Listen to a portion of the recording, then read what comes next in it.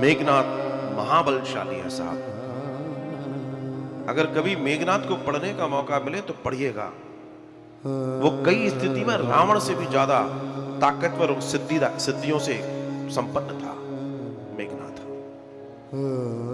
और रावण को बड़ा बल था उससे कि मेरे पास मेघनाथ है।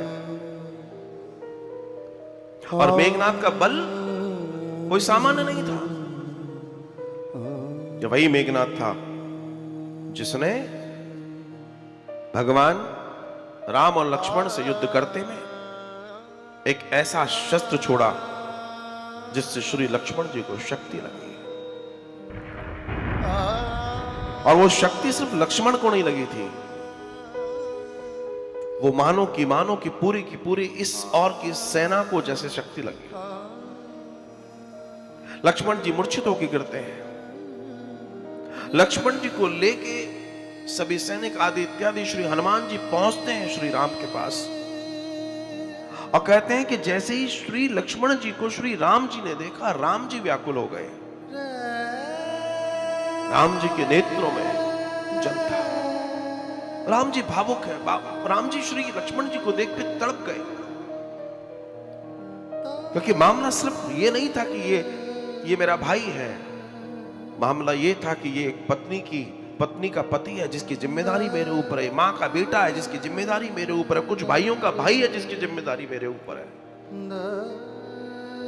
राम कांपे उस जिम्मेदारी को देख के कि मेरे ऊपर जिम्मेदारी सौंपी गई थी। और राम कहते हैं अगर ये न जीवित रहता तो मैं भी सुबह तक प्राण छोड़ दूं। आप विचार कीजिए। और तब ये मंत्रणा होती है कि क्या किया जाए। तो कोई बताता है कि एक वैद्य है सुषेण करके, तो कैसे लाया जाए। तो लंका श्री हनुमान जी जाते हैं और सुषेण को उठा लाते हैं। आप सुषेण से कहते हैं कैसे करना है। बोला साहब एक ऐसे एक बूटी है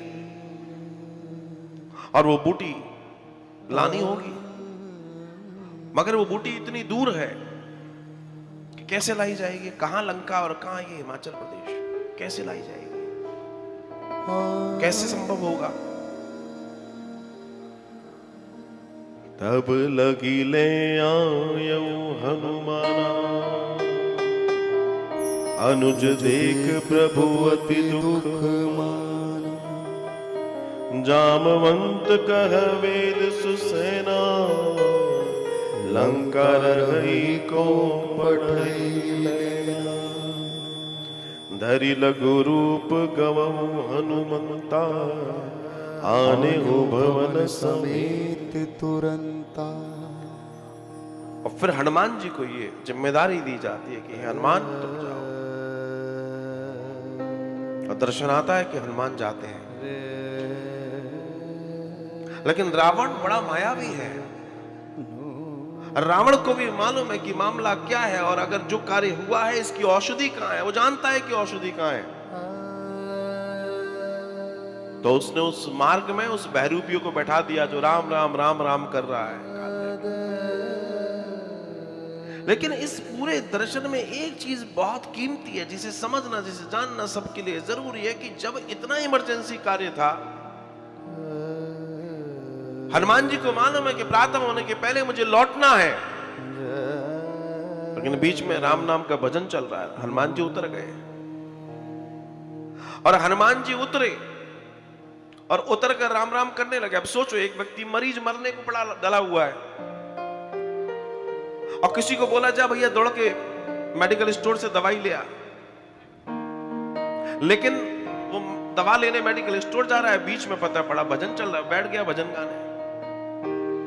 अब एक स्थिति में देखा जाए कितनी समझदारी है ये। लेकिन हनुमान जी बताते हैं कि इस दुनिया में सबसे ज्यादा कीमती अगर मेरे लिए कुछ है तो वो राम का नाम है, राम का भजन है। अभी लौटते हैं, संजीवनी आती है, श्री लक्ष्मण जी पर कृपा होती है, श्री लक्ष्मण जी पर अनुकंपा होती है। और तब कहते हैं कि इस तरीके से फिर युद्ध बढ़ता है और मेघनाथ के साथ पुनः युद्ध होता है। मेघनाथ को बार बार परास्त किया जाता है और तब मेघनाथ एक यज्ञ करता है और ये बड़ा दिव्य था। मैं बार बार इस बात से कहता हूं कि आपके सबसे करीब का दर्शन अगर कोई है, आपके कुल देवी देवता है, उसके बाद आपके पितर देवता है, फिर बाद में वो देवता है। वो जिसके लिए कामना कर रहा था, वो यज्ञ जिसके लिए कर रहा था, वो अपनी कुल देवी के लिए कर रहा था।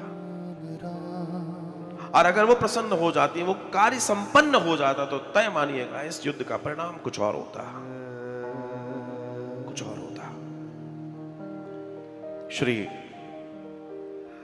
हनुमान जी को यह जिम्मेदारी फिर सौंपी गई है और इस यज्ञ को विध्वंस किया गया और मेघनाद का वध होता।